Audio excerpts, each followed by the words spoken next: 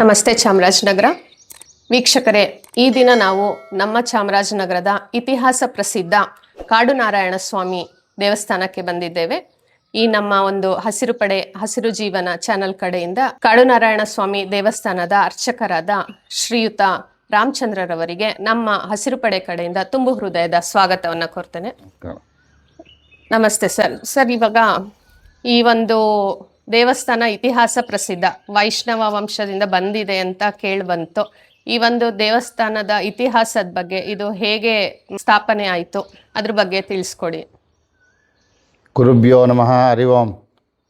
ನಾರಾಯಣಾಯ ವಿದ್ಮಹೇ ವಾಸುದೇವಾಯ ಧೀಮಹಿ ತನ್ನೋ ವಿಷ್ಣು ಪ್ರಚೋದಯಾತ್. ಸರ್ವಮಂಗಳ ಮಾಂಗಲ್ಯೆ ಶಿವೆ ಸರ್ವಾರ್ಥಸಾಧಕೆ ಶರಣ್ಯೇ ತ್ರ್ಯಂಬಕೆ ಗೌರಿ ನಾರಾಯಣ ನಮೋಸ್ತುತೆ.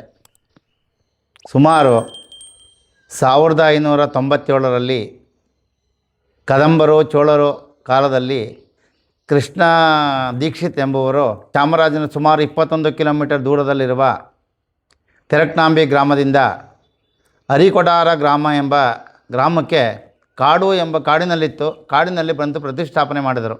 ಕಾಡು ನಾರಾಯಣ ಸ್ವಾಮಿ ಎಂದು ಪ್ರತಿಷ್ಠಾಪನೆ ಮಾಡಿದರು. ಮಹಾರಾಜರವರ ಮಾವರಾದ ಆರೋಗ್ಯ ಭಾಗ್ಯ ಸರಿಯಿಲ್ಲದ ಕಾರಣ ಅವರಿಗೆ ಚಿಕ್ಕದೇವರಾಜ ಅವರು ಪ್ರತಿಷ್ಠಾಪನೆ ಮಾಡಿದರು. ಆ ಉತ್ಸವ ಮೂರ್ತಿಯನ್ನು ಮೈಸೂರಿನ ಸುಮಾರು ಒಂದು 25 ಕಿಲೋಮೀಟರ್ ಹತ್ತಿರ ಇರುವ ಬಲಮುರಿ ಗ್ರಾಮದಲ್ಲಿ ಶ್ರೀನಿವಾಸ ದೇವರಿಂದ ದೇವರು ಹೆಂಗಿದೆಯೋ ಅದೇ ರೀತಿ ಉತ್ಸವ ಮೂರ್ತಿಯನ್ನು ತಂದರು. ಮಹಾರಾಜರ ಕಾಲದಲ್ಲಿ ಇದು ಪ್ರತಿಷ್ಠಾಪನೆ ಆಯಿತು ಚಿಕ್ಕದೇವರಾಜ ಅರಸರಲ್ಲಿ. ಇದು ವಿಶೇಷವೇನೆಂದರೆ, ಯಾರು ನೀವೇನು ಅನ್ಕೊತೀರ ಎಲ್ಲ ಕಾರ್ಯಗಳು ನಡೆಯುತ್ತದೆ. ನಿಮ್ಮ ಮನಸ್ಸಲ್ಲಿ ಏನು ಬೇಕು ಅಂದರೆ ಮದುವೆ ಆಗಬೇಕೋ, ಕೆಲಸ ಕಾರ್ಯಗಳಾಗಬೇಕೋ, ಉದ್ಯೋಗ ಆಗಬೇಕೋ, ಭೂಮಿ ಆಗಬೇಕೋ, ಅಕ್ಕಪಕ್ಕ ಶ್ರೀದೇವಿ ಭೂದೇವಿ ಪ್ರತಿಷ್ಠಾಪನೆಯಾಗಿದೆ. ಕೆಳಗಡೆ ನಾರಾಯಣ ಸ್ವಾಮಿ ಕೆಳಗಡೆಯಲ್ಲಿ ಗರುಡ ವಾಹನ ಇದೆ. ಹಂಗೆ ಸುತ್ತ ಕಂಬದಲ್ಲಿ ನರಸಿಂಹದೇವರು, ಕೃಷ್ಣ ಬೆಣ್ಣೆ ಅಲಂಕಾರದ ಕೃಷ್ಣ, ರಾಮದೇವರು, ಲಕ್ಷ್ಮೀ ನರಸಿಂಹ, ಉಗ್ರ ನರಸಿಂಹ, ಇನ್ನೂ ಅನೇಕ ದೇವರುಗಳು ಕಂಬದಲ್ಲಿ ಪ್ರತಿಷ್ಠಾಪನೆಯಾಗಿದೆ. ಇದು ಸುಮಾರು 429 ವರ್ಷ ಈ ದೇವಸ್ಥಾನಕ್ಕೆ ಇತಿಹಾಸ ಇದೆ. ಇಲ್ಲಿ ಹಿಂದೆ ನಾರಾಯಣ್ ಮಾಸ್ಟ್ರು ಅಂತ ಇದ್ದರು. ಅವ್ರ ತಂದೆ ಕೃಷ್ಣ ದೀಕ್ಷಿತ್ರವರು ಇಲ್ಲಿ ಸುಮಾರು ಅವರು ಚಾಮರಾಜೇಶ್ವರ ದೇವಸ್ಥಾನಕ್ಕೆ ಸೇರಿಸಿದ್ರು. ಆದರೆ ಅವರ ಅಣ್ಣನಾದ ದೀಕ್ಷಿತರು ಸತ್ತೋಗ್ಬಿಟ್ರು. ಆಗ ದೇವಸ್ಥಾನ ಸುಮಾರು ಒಂದು 4-5 ವರ್ಷ ದೇವಸ್ಥಾನ ಮುಚ್ಚಲಾಗಿತ್ತು. ದೇವಸ್ಥಾನ ಯಾರೂ ಈ ದೇವಸ್ಥಾನಕ್ಕೆ ಪೂಜೆ ಪುನಸ್ಕಾರಗಳು ಮಾಡ್ತಾಯಿಲ್ಲ. ಏನೋ ಬೆಂಗಳೂರಿಂದ ಬಂದು ಒಬ್ಬರು ಇಬ್ಬರು ಅವರ ಅಳಿಯಂದರು ಅವರಿರೋ ಬಂದು ವರ್ಷಕ್ಕೆ ಒಂದು ಬಾರಿ ದೇವಸ್ಥಾನ ತೆಗಿತಾಯಿದ್ರು. ಆದರೆ ಈಗ ಸುಮಾರು 14 ವರ್ಷದಿಂದ ನಾನು ದೇವಸ್ಥಾನ ದಿನ ನಿತ್ಯ ಪೂಜಾ ಕರ್ಮಗಳನ್ನು ಕೈಂಕಾರ್ಯಗಳನ್ನು ಮಾಡಿಕೊಂಡು ಹೋಗುತ್ತಿದ್ದೇನೆ. ಈ ಜಾಗ ಸುಮಾರು 100ರಿಂದ 150 ಅಡಿ ಜಾಗ ಇದೆ, ಸಭಾಂಗಣ ಎಲ್ಲ ಸೇರಿ. ಈ ಒಂದು ದೇವಸ್ಥಾನದಲ್ಲಿ ನಾರಾಯಣ ಸ್ವಾಮಿ ಜೊತೆ ಶ್ರೀದೇವಿ ಭೂದೇವಿ ಇರೋದು ವಿಶೇಷತೆ ಅಂತ ಕೇಳಿದ್ದೀವಿ. ಇದ್ರ ಬಗ್ಗೆ ತಿಳಿಸ್ಕೊಡಿ. ಇದು ಏನು ಅಂದರೆ, ಭೂದೇವಿ ಅಂದರೆ ಭೂತಾಯಿ ಕೊಡೋದು. ನೀವೇನು ಜಗಳಗಳಾಗಲಿ ಕದನಗಳಾಗಲಿ ಭೂಮಿ ವಿಚಾರದಲ್ಲಿ ಸ್ವಾಮಿ ಬಂದು ತಾಯಿಗೆ ಅರ್ಚನೆ ಬಂದು ಮಾಡಿದ್ರೆ ನಿಮ್ಮ ಭೂಮಿಯೆಲ್ಲ ಹಿತಾರ್ಥ ಆಗುತ್ತೆ, ಕೆಲಸ ಕಾರ್ಯಗಳು ನಡೆಯುತ್ತೆ, ಭೂಮಿಯೆಲ್ಲ ನಿಮ್ಮಂತೆ ಆಗುತ್ತೆ. ಯಾರು ಆಮೇಲೆ ಸ್ವಾಮಿಗೆ ನಾರಾಯಣ ಸ್ವಾಮಿಗೆ ತುಳಸಿಯನ್ನು ತಂದು ಅವರು ಸಂಕಲ್ಪ ಮಾಡಿ ಅವ್ರಿಗೆ ಮಾಡಿದ್ರೆ ಅವ್ರ ಕಾರ್ಯಗಳು ಇಷ್ಟಾರ್ಥ ನಡೆಯುತ್ತೆ. ಶ್ರೀದೇವಿ ಭೂದೇವಿ ಇದೇ ವಿಶೇಷ.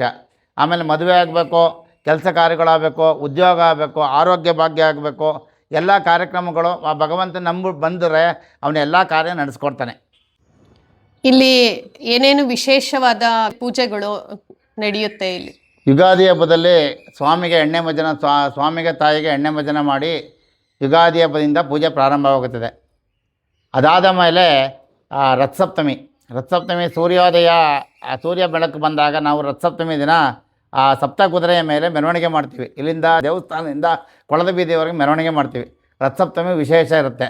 ಅದಾದ ಮೇಲೆ ನಮ್ಮ ಪ್ರಥಮ ಏಕಾದಶಿ ಬರುತ್ತೆ. ಇಲ್ಲಿ ಪ್ರಥಮ ಏಕಾದಶಿ ದಿನ ಸ್ವಾಮಿ ಮಲ್ಕೊಂತಾರೆ. ಅವಾಗ ಒಂದು 5-6 ತಿಂಗಳು ಕಾಲ ಸ್ವಾಮಿ ಮಲಗ್ತಾರೆ. ವೈಕುಂಠ ಏಕಾದಶಿ ಮಲಗಿಬಿಡ್ತಾರೆ, ಪ್ರಥಮ ಏಕಾದಶಿ ಮಲಗಿಬಿಡ್ತಾರೆ. ಆಗ ವಿಷ್ಣು ಸಹಸ್ರನಾಮ ಪಾರಾಯಣ ಮಾಡಿ ಅವತ್ತು ಇಲ್ಲಿಂದ ಕೊಳದ ಬೀದಿಯವರೆಗೆ ಮೆರವಣಿಗೆ ಮಾಡಿ ಎಲ್ಲ ಬಂದು ಭಕ್ತಾದಿಗಳು ಸೇವೆ ಮಾಡ್ತಾರೆ. ಅವತ್ತು ಬಂದು ಸಂಕಲ್ಪ ಮಾಡಿಕೊಂಡು ಎಲ್ಲ ಪೂಜೆ ಪುನಸ್ಕಾರಗಳೆಲ್ಲ ಮಾಡ್ತಾರೆ. ಕೆಲವರು ಫುಲ್ ಉಪವಾಸ ಇರ್ತಾರೆ, ನೀರು ಗೀರು ಏನು ತೊಗೊಳ್ಳಲ್ಲ, ಉಪವಾಸ ಇದ್ದು ನಾವೇನು ಮಾಡ್ತೀವಿ ಅಂದರೆ, ಉಪವಾಸ ಇದ್ದು ನಮ್ಮ ಗುರುಗಳಾದ ಮೈಸೂರಿನ ಕೃಷ್ಣ ಮಂದಿರದ ಕೃಷ್ಣಧಾಮದಲ್ಲಿ ಮುದ್ರಧಾರಣೆ ಎಲ್ಲ ಮಾಡಿಸ್ಕೊತೀವಿ ವಿಶೇಷ. ಅವಾಗ ಅದಾದ ಮೇಲೆ ಶ್ರಾವಣ ಮಾಸ ಬರುತ್ತೆ. 4 ವಾರಗಳಲ್ಲೂ ವಿಶೇಷ ಕಾರ್ಯಕ್ರಮ ಮಾಡ್ತೀವಿ. ಮೊದಲನೇ ದಿನ ಬೆಣ್ಣೆ ಅಲಂಕಾರ ಮಾಡ್ತೀವಿ, ಎರಡನೇ ದಿನ ಹೂವಿನ ಅಲಂಕಾರ. ಹೀಗೆ 4 ವಾರಗಳು ವಿಶೇಷ ಮಾಡಿ ಭಕ್ತಾದಿಗಳಿಗೆ ಅನ್ನದಾನ ಮಾಡಿ ಸಂಜೆ ವಿಶೇಷ ಕಾರ್ಯಕ್ರಮಗಳು ಮಾಡ್ತೀವಿ. ಭಕ್ತಿಗೀತೆ ಕಾರ್ಯಕ್ರಮಗಳು, ಭರತನಾಟ್ಯ ಹಾಗೂ ಇನ್ನೂ ಅನೇಕ ಕಾರ್ಯಕ್ರಮಗಳು 4 ವಾರದಲ್ಲಿ ಮಾಡ್ತೀವಿ. ಅದಾದ ಮೇಲೆ ಕಾರ್ತೀಕ ಮಾಸದಿಂದ ಮಾರ್ಗಶಿರ ಮಾಸ ಬರ್ತದೆ. ಮಾರ್ಗಶಿರ ಮಾಸದಲ್ಲಿ ವಿಷ್ಣು ದೀಪೋತ್ಸವ ಅಂತ ಮಾಡ್ತೀವಿ. ಗೋಪೂಜೆ ಮಾಡಿ ಎಲ್ಲ ಕಡೆ ದೀಪೋತ್ಸವ ಮಾಡ್ತೀವಿ. ಹೊರಗಡೆ ಪಂಜಿನ ದೀಪೋತ್ಸವ ಮಾಡಿ ಎಲ್ಲ ವಿಶೇಷ ಕಾರ್ಯಕ್ರಮ ಮಾಡ್ತೀವಿ. ಅದಾದ ಮೇಲೆ 1 ತಿಂಗಳ ಕಾಲ ಧನುರ್ಮಾಸ. ಧನುರ್ಮಾಸದಲ್ಲಿ ಧನುರ್ಮಾಸದಲ್ಲಿ ಅಭಿಷೇಕ ಮಾಡಿ ಭಕ್ತಾದಿಗಳ ಪ್ರಸಾದ ವಿನಿಯೋಗ. ಅದಾದ ಮೇಲೆ ಕೊನೆಯಲ್ಲಿ ಪ್ರಥಮ ವೈಕುಂಠ ಏಕಾದಶಿ ಬರುತ್ತೆ. ವೈಕುಂಠ ಏಕಾದಶಿ ವಿಶೇಷ ನಾರಾಯಣಂಗೆ ವಿಶೇಷ ವೈಕುಂಠ ಏಕಾದಶಿ. ಎಲ್ಲ ಜನಗಳು ಬಂದು ಅವರು ದರ್ಶನ ಮಾಡಿದ್ರೆ ಅವರಿಗೆ ಮುಕ್ತಿ ಸಿಗುತ್ತದೆ. ಏನು ಅನ್ಕೊತೀರ ಕಾರ್ಯಗಳೆಲ್ಲ ಆಗುತ್ತೆ. ಆಮೇಲೆ 6 ತಿಂಗಳಾದಮೇಲೆ ಸ್ವಾಮಿ ನಾರಾಯಣ ಸ್ವಾಮಿ ಎದ್ದೇಳ್ತಾರೆ. ಆವಾಗ ಬಂದಾಗ ಭಕ್ತಾದಿಗಳಿಗೆ ವರವನ್ನು ಕೊಡ್ತಾನೆ. ಬುಧವಾರ ಶನಿವಾರ ಈ ದೇವಸ್ಥಾನದಲ್ಲಿ ವಿಶೇಷ. ಪ್ರತಿ ಬುಧವಾರ ಶನಿವಾರ ಅಭಿಷೇಕ ಮಾಡಿ, ಎಳ್ನೀರು ಅಭಿಷೇಕ, ಪಂಚಾಮೃತ ಅಭಿಷೇಕ ಎಲ್ಲ ಅಭಿಷೇಕ ಮಾಡಿ ಭಕ್ತರ ಪ್ರಸಾದ ಮಾಡಿ, ಪ್ರತಿ 1 ತಿಂಗಳಲ್ಲಿ ಸತ್ಯನಾರಾಯಣ ಪೂಜೆ ಇರುತ್ತದೆ. ಭಕ್ತಾದಿಗಳ ಕೈಲಿ ಅಭಿಷೇಕ ಮಾಡಿಸಿ ಅನ್ನದಾನ ಪ್ರಸಾದ ಎಲ್ಲ ವಿನಿಯೋಗ ಇರ್ತವೆ ಸತ್ಯನಾರಾಯಣ ಪೂಜೆಯಲ್ಲಿ. ಪ್ರತಿ ಪೌರ್ಣಮಿಯಲ್ಲಿ ಅವ್ರು ಯಾರು ಸಂಕಲ್ಪ ಮಾಡಿಕೊಂಡು ದೇವಸ್ಥಾನದಲ್ಲಿ ಕೂತ್ಕೊಂತೀನಿ ಪೂಜೆ ಮಾಡ್ತೀನಿ ಅಂದರೆ ಅವ್ರ ಗಂಡ ಹೆಂಡತಿ ಜೋಡಿಲಿ ಕೂಡಿಸ್ಕೊಂಡು ಪೂಜೆ ಮಾಡಿಸಿ ಅವರಿಗೆಲ್ಲ ನವಗ್ರಹ ಹೋಮಗಳು, ನವಗ್ರಹ ಪೂಜೆಗಳು, ಆಮೇಲೆ ಅಷ್ಟೋತ್ತರಗಳು, ಸ್ವಾಮಿ ಅಷ್ಟೋತ್ತರಗಳು, ಅಷ್ಟೋತ್ತರಗಳೆಲ್ಲ ಮಾಡಿಸಿ 9 ಥರ ದೀಪಗಳನ್ನು ಹಚ್ಚಿ ಆಮೇಲೆ ಮಹಾಮಂಗಳಾರತಿ ಆಸ್ತರ ಉತ್ಸವ ಮಾಡಿ, ಉತ್ಸವ ಆದ ನಂತರ ಇದನ್ನು ಅನ್ನದಾನ ಮಾಡ್ತೀವಿ. ಪ್ರತಿ ಹುಣ್ಣಿಮೆಯಲ್ಲೂ ಮಾಡ್ತೀವಿ. ಪ್ರತಿ ಶನಿವಾರ 7 ಗಂಟೆಗೆ ಉತ್ಸವ ನಡೆಯುತ್ತೆ. ಅದಾದಮೇಲೆ ದಶ ಮಹಾಮಂಗಳಾರತಿ ಮಾಡ್ತೀವಿ. ಶನಿವಾರ 8 ಗಂಟೆಗೆ ಮಹಾಮಂಗಳಾರತಿ ಮಾಡ್ತೀವಿ. ಪ್ರತಿ ಶನಿವಾರನೂ ಉಂಟು. ಈಗ ದೇವಸ್ಥಾನದಲ್ಲಿ ಬುಧವಾರ ಶನಿವಾರ ವಿಶೇಷ ಪೂಜೆ ನಡೆಯುತ್ತೆ. ಅದು ಬಿಟ್ಟು ದಿನಾಗ್ಲೂ ಭಕ್ತಾದಿಗಳು ಬರೋದಕ್ಕೆ ದೇವಸ್ಥಾನದ ಸಮಯ ಏನಿದೆ? ಬೆಳಗ್ಗೆ 8 ರಿಂದ 10, ಸಂಜೆ 5 ರಿಂದ 7 ಪ್ರತಿದಿನ. ಶನಿವಾರ ಬುಧವಾರ 4 ಗಂಟೆಗೆ ಬಂದರೆ 11 ಗಂಟೆ ತನಕ ಇರ್ತೀವಿ. ಶನಿವಾರ ಅಂದರೆ 12ವರೆ 1 ಗಂಟೆ ತನಕ ಇರ್ತೀವಿ. ಈಗ ಶನಿವಾರ ಬುಧವಾರ ಬೆಳಗ್ಗೆ 4 ರಿಂದ 11 ಗಂಟೆ, ಸಂಜೆ 5 ರಿಂದ 9 ಗಂಟೆ ಶನಿವಾರ ದಿನ. 9-9ವರೆ ಆಗುತ್ತೆ. ಎಲ್ಲ ಮಹಾಮಂಗಳಾರತಿ ಎಲ್ಲ ಮುಗಿಸ್ಕೊಂಡು ಹೋಗೋ ತನಕ ವಿಶೇಷ ಪೂಜೆಗಳು ಇರುತ್ತೆ ಅವಾಗ.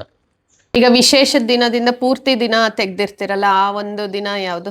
ಹುಣ್ಣಿಮೆ ದಿನ ಬೆಳಗ್ಗೆ 5 ಗಂಟೆ ಬಂದು ಅಭಿಷೇಕ ಎಲ್ಲ ಮುಗಿಸ್ಕೊಂಡು ಅವತ್ತಿನ ದಿನ ಬಾಗಿಲೇ ಹಾಕಲ್ಲ. ರಾತ್ರಿ 7ವರೆ 8 ಗಂಟೆ ಬಾಲಾಗ್ತೀವಿ. ಅವತ್ತು ಬಾಗಿಲೇ ಹಾಕಲ್ಲ. ಅದು ಬಿಟ್ಟರೆ ವಿಶೇಷ ದಿನಗಳು ತೆಗೆದಿರ್ತೀವಿ. ಪೂರ್ತಿ ದಿನ ತೆಗಿರ್ತೀವಿ. ದೇವಸ್ಥಾನ ಬಂದು ಮುಜರಾಯಿ ಇಲಾಖೆಗೆ ಸೇರಿದೆ. ಸೊ ಅಲ್ಲಿಂದ ಏನಾದರೂ ಸವಲತ್ತು ಬರ್ತಿದೆಯಾ ಅಥವಾ ನೀವೇ ಇದನ್ನ ಮೇಂಟೈನ್ ಮಾಡ್ಕೊಂಡು ಹೋಗ್ತಿದ್ದೀರಾ? ಇದು ಏನಾಗಿದೆ ಅಂದರೆ, ಇದು ಯಾರು ಪೂಜೆ ಮಾಡ್ತಾ ಇದ್ದಾಗ ಇದನ್ನ ಮತ್ತೆ ಭುಜಂಗೇಶ್ವರ ದೇವಸ್ಥಾನ ಚಾಮರಾಜೇಶ್ವರ ಸೇರಿಸ್ಕೊಂಡ್ಬಿಟ್ಟಿದ್ದನ್ನ. ಏನಂತಾರೆ ಗೊತ್ತಾ ಅಂದರೆ, ನೀವು ಅವಾಗ್ಲಿಂದನೂ ನಿಮ್ಮ ತಂದೆ ಕಾಲದಿಂದ ಮಾಡ್ತಾ ಇದ್ದೀರಾ, ತಾತನ ಕಾಲದಿಂದ ಮಾಡ್ತಾ ಇದ್ದೀರಾ ಅಂತ ಹೇಳ್ತಿದ್ರು. ಏನಾಯಿತು ಅಂದರೆ, ದೇವಸ್ಥಾನ ಪೂಜೆ ಪುನಸ್ಕಾರ ನಡೆದೇ ದೇವಸ್ಥಾನ ಬಿದ್ದೋಗ್ಬಿಟ್ಟಿತ್ತು. ಹಾಳು ಬಿದ್ದಂಗಿತ್ತು ಈ ದೇವಸ್ಥಾನ. ಒಂದು ಸುಣ್ಣ ಬಣ್ಣ ಹೊಡೆಯೋರಾಗಲಿ ಯಾರಾಗಲಿ ದೇವಸ್ಥಾನಕ್ಕೆ ಮಾಡ್ತಾ ಇರಲಿಲ್ಲ. ನಾವು ಏನೋ ಯಾವುದೋ ಒಂದು ಕಂಪ್ನಿ ಇದ್ವೋ ಏನೋ ಮಾಡ್ಕೊಂಡು ನಮ್ಮ ಸ್ವಂತದಲ್ಲಿ ಮಾಡಿಕೊಂಡು ದೇವಸ್ಥಾನ ಭಕ್ತಾದಿಗಳೇ ಬರ್ತಾ ಇರಲ್ಲ ಈ ದೇವಸ್ಥಾನಕ್ಕೆ. ನಾವು ಹಂಗೆ ಹಿಂಗೆ ಮಾಡಿ ಭಕ್ತಾದಿಗಳು ಹಿಡಿದ್ಬಿಟ್ಟು ಟೈಲ್ಸ್ಗಳು ಮತ್ತು ಮೇಲ್ಗಡೆ RCC ದೇವಸ್ಥಾನ ಸೋರ್ತಾಯಿತ್ತು. RCCಗಳು ಮತ್ತು ಎಲ್ಲ ದೇವಸ್ಥಾನಗಳು ಕರೆಂಟ್ ಹೊಡಿಯೋದು ಮಾಡೋದು ಎಲ್ಲ ನಾವು ಬಂದ ಮೇಲೆ ಇವಾಗೆಲ್ಲ ಇಂಪ್ರೂವ್ಮೆಂಟ್ ಮಾಡಿರೋದು. ಒಂದು ಪಾತ್ರೆಗಳಾಗಲಿ ಇದಾಗಲಿ ಯಾವ ದೇವಸ್ಥಾನಕ್ಕೆ ಏನೂ ಇರಲಿಲ್ಲ ಈ ದೇವಸ್ಥಾನದಲ್ಲಿ. ಒಂದು ದೀಪಗಳ ಸಹಿತನೂ ಇರಲಿಲ್ಲ. 2 ದೀಪ, 3 ವಿಗ್ರಹ, ಮೇಲ್ಗಡೆ ದೊಡ್ಡ 3 ವಿಗ್ರಹ ಬಿಟ್ಟರೆ ದೇವಸ್ಥಾನದಲ್ಲಿ ಏನೂ ಕೊಡಲಿಲ್ಲ. ಹೆಸರು ಮಾತ್ರ ಮುಜರಾಯಿ ಇಲಾಖೆ ಬಂದು ಏನಾಗಿದೆ ಅಂದರೆ, ಇದು ಚಾಮರಾಜೇಶ್ವರ ದೇವಸ್ಥಾನ ಸೇರಿಸಿದ್ರು. ಯಾರು ಪೂಜೆ ಪುನಸ್ಕಾರ ಮಾಡ್ತಾ ಇರಲಿಲ್ವಲ್ಲ, ಅದರಿಂದ ಇದು ಪಾಳು ಬಿದ್ದು ಯಾವಾಗಲೂ ಇಲ್ಲಿ ಹಾವು ಹಲ್ಲಿಗಳು ಓಡಾಡ್ತಾ ಇತ್ತು. ನಾವು ಬಂದ ಟೈಮಲ್ಲಿ ನೋಡಿದ್ವಿ, ಹಾವು ಹಲ್ಲಿಗಳು ಮಾತ್ರ ಓಡಾಡ್ತಾ ಇತ್ತು. ಬಂದವ್ರಲ್ಲ ಎದುರ್ಕೊಳ್ಳೋರು ದೇವಸ್ಥಾನಕ್ಕೆ ಬರ್ತಾ ಇರಲಿಲ್ಲ. ಹಂಗೂ ಹಿಂಗೆ ಮಾಡಿ ಭಕ್ತಾದಿಗಳಿಗೆ ಒಂದು ಪ್ರಸಾದ ಸೇವನೆ ಮಾಡಿ ಭಕ್ತಾದಿಗಳೆಲ್ಲ ಬರೋಂಗಾದರು. ಆಗ ಏನಾಗಿದೆ ಅಂದರೆ, ನಾವು ಸುಮಾರು ಸತಿ ತಹಸೀಲ್ದಾರ್ಗೆ ಪ್ರತಿಯೊಬ್ಬರು ಎಲ್ಲರಿಗೂ ಅರ್ಜಿಗಳೆಲ್ಲ ಹಾಕಿದ್ವು. ಅರ್ಜಿ ಹಾಕೋರು ನಮಗೆ ಏನು ಮಾಡೋದು ಕೇಳಿದ್ರೆ ಈ ಥರ ಅಂತ, ನೀವು ಪಾರಂಪರೆಯಿಂದ ಬಂದಿಲ್ಲ, ನಿಮಗೆ ಇದಾಗ್ತಾ ಇಲ್ಲ, ನಿಮಗೆ ಸೇರ್ಪಡೆ ಆಗ್ತಾರೆ ನಿಮ್ಮ ಹೆಸರು ಅಂತ ಇದು ಮಾಡಿದ್ರು. ಇದುವರೆಗಾಗಲಿ ಸರ್ಕಾರದಿಂದ ಆಗಲಿ 1/2 ಲೀಟ್ರ್ ಎಣ್ಣೆ ಸ್ವಸ್ತಿಕಣ ಅಂತ ಬರುತ್ತೆ ಗೌರ್ಮೆಂಟಿಂದ. ನಮಗೇನು ಬರ್ತಾ ಇಲ್ಲ. ಪ್ರತಿಯೊಂದು ದೇವಸ್ಥಾನಗಳಿಗೆ ಸ್ವಸ್ತಿಕಣ ಅಂದರೆ ತಿಂಗಳಿಗೆ 3,000-4,000 ಕೊಡ್ತಾರೆ ದೇವಸ್ಥಾನ ಮೇಂಟೈನ್ ಮಾಡಿಗೆ. ಆದರೆ ಈ ದೇವಸ್ಥಾನಕ್ಕೆ ಏನು ಬರ್ತಾ ಇಲ್ಲ. ಜೀವನ ಇದರಿಂದನೇ ಜೀವನ ಮಾಡ್ತಾ ಇರೋದು. ಭಗವಂತ ನನಗೆಲ್ಲ ಇದೆಲ್ಲ ಕೊಟ್ಟಿದ್ದಾರೆ. ಪೂಜೆ ಪುನಸ್ಕಾರ ಹೊರಗಡೆ ಹೋಗ್ತೀವಿ ನಾವೇನಾರ, ಇಲ್ಲಿ ದೇವಸ್ಥಾನಕ್ಕೆ ಖರ್ಚು ಕಾರ್ಯ ಇಲ್ಲ ಅಂದರೆ ನಾವು ದೇವಸ್ಥಾನ ಏನೋ ಇಲ್ಲದಿನ ಏನಾರು ಕೊಟ್ಕೊಂಡು ಹೋಗ್ತಾರೆ. ಭಗವಂತ ಏನಾರು ಒಂದು ದಾರಿ ಮಾಡ್ತಾರೆ. ಆ ಟೈಮ್ಗೆ ದಾರಿ ಮಾಡ್ಕೊಂಡು ಹೋಗ್ತಾ ಇದ್ದೀನಿ. ನಮಗೆ ಇಲ್ಲಿ ಶನಿವಾರ ಒಂದಿನ ಬಿಟ್ಟರೆ ಬೇರೆ ದಿನ ಬರಲ್ಲ. ವಿಶೇಷ ದಿನಗಳಲ್ಲಿ ಎಲ್ಲ ದಿನ ನಮಗೆ ಸಿಗಲ್ಲ ದುಡ್ಡು ಕಾಸು. ನಾವು ಅಲ್ಲಿ ಖರ್ಚು ಮಾಡಿ ಇದು ಮಾಡಿದ್ರೆ ಮಾತ್ರ. ಇವತ್ತೊಂದು ವಿಶೇಷನೇ ಮಾಡಬೇಕು ಅಂದರೆ ಅದಕ್ಕೆ ಮೈಕ್ ಸೆಟ್ ಹಾಕ್ಸ್ಬೇಕು, ಇಲ್ಲೇನೋ ಒಂದು ಹೂಗಳು ತರಬೇಕು. ಪ್ರತಿ ಶನಿವಾರ 4,000 5,000 ರೂಪಾಯಿ ಖರ್ಚಾಗುತ್ತೆ. ಇಲ್ಲಿ ಆಗ ನಮ್ಗೆ ಅಷ್ಟು ಮೇಂಟೈನ್ ಆಗ್ತಾ ಇಲ್ಲ. ಭಗವಂತ ಎಲ್ಲ ಕೊಡ್ತಾನೆ, ಎಲ್ಲೋ ಮಾಡ್ತಾ ಇದೀವಿ ಅಷ್ಟೇ. ಜನಗಳಿಗೆ ಏನಾಗಿದೆ ಅಂದರೆ ಇದು ಸಂಪಾದನೆ ಮಾಡ್ತಾನೆ, ಮನೆ ಕಟ್ಕೊಂಡು ನಾ ಇದುವರೆಗೆ ಆಯಿತು ಮನೆ ಕಟ್ಟಿಲ್ಲ ಅಂತ ಬಾಡಿಗೆ ಮನೆ ಇರೋದು. ಇವಾಗ ದೇವಸ್ಥಾನದ ಏನೂ ಇಲ್ಲ. ಇವತ್ತು ನನಗೇನಾದ್ರು ಕಾರ್ಯಕ್ರಮ ಬೇಕು ಅಂದ್ರೆ ಭಗವಂತ ಇಲ್ಲದನ್ನ ಕೊಟ್ಟಿರ್ತಾನೆ. ನಾಳೆ ದೇವಸ್ಥಾನ ಕಟ್ ಮಾಡಪ್ಪ ಏನ್ಬಿಟ್ಟು ಎಲ್ಲ ಒಂದು ಹೋಮನೋ ಇನ್ನೇನೋ ಒಂದು ಕೊಟ್ಟಿರ್ತಾನೆ, ಮಾಡ್ಕೊಂಡು ಹೋಗ್ತಾರೆ. ಹೋಮ ಹವನ ಮಾಡಿದ್ದು ಇಲ್ಲಿ ಖರ್ಚು ಮಾಡಿ. ಭಕ್ತಮಾಶಿಯರೇ, ಚಾಮರಾಜನಗರದ ಕಾಡುನಾರಾಯಣ ಸ್ವಾಮಿ ದೇವಸ್ಥಾನದಲ್ಲಿ ಒಂದು ಚಿಕ್ಕದಾಗಿನ ಒಂದು ರಥೋತ್ಸವ ಮಾಡಿದ್ದೀವಿ. ಭಕ್ತಾದಿಗಳ ಇಷ್ಟಾರ್ಥ ನೆರವೇರಲಿ ಅಂತ ಶ್ರೀನಿವಾಸ ದೇವರು, ಆ ಕಡೆ ಈ ಕಡೆ ಶ್ರೀದೇವಿ ಭೂದೇವಿ ರಥೋತ್ಸವ. ನಿಮ್ಮ ಭಕ್ತಿಗೆ ಇಷ್ಟ ಆದಂತೆ ರಥೋತ್ಸವ ಮಾಡಿಸ್ಬೋದು. ಯಾವಾಗ ಬೇಕಾದ್ರೂ ನಿಮ್ಮ ಹುಡ್ದಬ್ಬ ಆಗಲಿ, ನಿಮ್ಮ ಯಾವುದೇ ಕಾರ್ಯಕ್ರಮ, ನಿಮ್ಮ ಶುಭ ಕಾರ್ಯಗಳಿಗೆ ಮಾಡಿಸ್ಬೋದು. ನಿಮ್ಮ ಇಷ್ಟಾರ್ಥ ಭಗವಂತ ನೆರವೇರಿಸ್ತಾರೆ. ಅದಕ್ಕೆ ನಿಮ್ಮ ಕೈಲಾದ ಒಂದು ಕಾಣಿಕೆ ಕೊಟ್ಟರೆ ನಾವು ದೇವಸ್ಥಾನದಿಂದ ಒಂದು ಪ್ರಸಾದ ಕೊಡ್ತೀವಿ. ನಾವು ಏನೋ ಒಂದು ಸಂಕಲ್ಪ ಮಾಡ್ಕೊಳ್ಳೋಕ್ಕೆ, ಏನೋ ಒಂದು ನಮ್ಮ ಕೆಲಸ ಆಗಬೇಕು ಅಂತ ಯೋಚನೆ ಮಾಡಿ ಬೇರೆ ಊರಿಗೆ, ಬೇರೆ ರಾಜ್ಯಕ್ಕೆ ಅಥವಾ ದೇಶದ ಎಲ್ಲೋ ಮೂಲೆಯಲ್ಲಿರೋ ದೇವ್ರುಗಳ್ನ ಹುಡ್ಕೊಂಡು ಹೋಗ್ತೀವಿ, ವಿಶೇಷತೆ ಇದೆ ಅಂತ.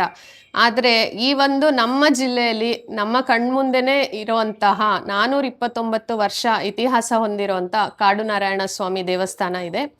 ಇಲ್ಲಿ ನಾವು ಏನೇ ಸಂಕಲ್ಪ ಮಾಡಿಕೊಂಡ್ರೂ ಆಗುತ್ತೆ. ನಾವು ಭಕ್ತಿಯಿಂದ ಬಂದು, ಇಲ್ಲಿ ಸುಮಾರು ಜನ ಇದ್ದಾರೆ, ಅವರು ಸಂಕಲ್ಪ ಮಾಡಿಕೊಂಡು ಅವರು ನೆನೆಸಿದ್ದು ಆಗಿ ಆ ಸಂತೃಪ್ತಿಯಿಂದ ಬಂದು ಈ ದೇವಸ್ಥಾನವನ್ನು ಅಭಿವೃದ್ಧಿ ಮಾಡಲಿಕ್ಕೆ ಎಲ್ಲ ತುಂಬ ಶ್ರಮ ಹಾಕ್ತಾ ಇದ್ದಾರೆ.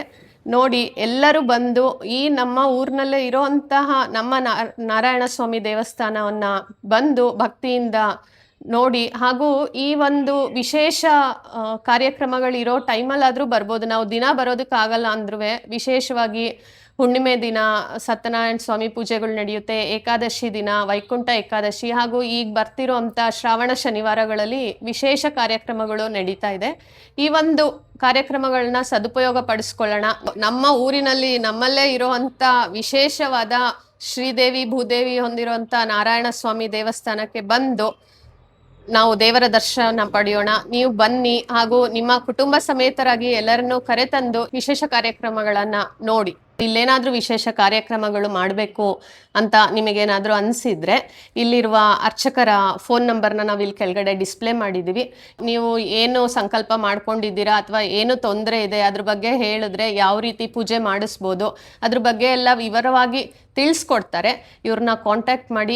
ದೇವಸ್ಥಾನದ ಕಾರ್ಯಗಳ ಸಮಯದಲ್ಲಿ ಕೂಡ ನಮಗೋಸ್ಕರ ನಮ್ಮ ಹಸಿರು ಪಡೆ ಹಸಿರು ಜೀವನ ಚಾನಲ್ಗೆ ಅವರ ಟೈಮ್ನ ನಮಗೆ ಕೊಟ್ಟು ಈ ಒಂದು ದೇವಸ್ಥಾನದ ವಿಶೇಷತೆಯನ್ನು ತಿಳಿಸ್ಕೊಟ್ಟಿದ್ದಾರೆ. ಇಲ್ಲಿನ ಅರ್ಚಕರಾದ ರಾಮಚಂದ್ರರವರಿಗೆ ನಮ್ಮ ಹಸಿರು ಪಡೆ ಕಡೆಯಿಂದ ತುಂಬು ಹೃದಯದ ಧನ್ಯವಾದಗಳು.